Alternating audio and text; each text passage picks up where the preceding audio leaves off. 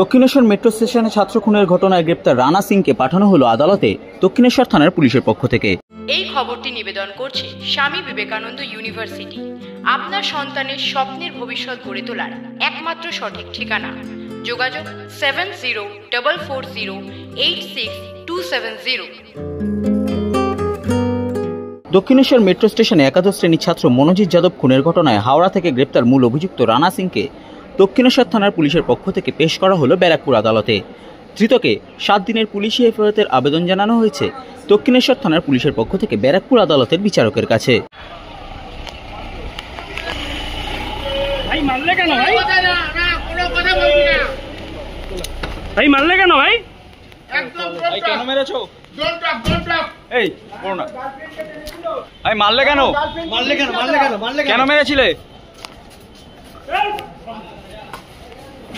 কেন মেরেছিলে?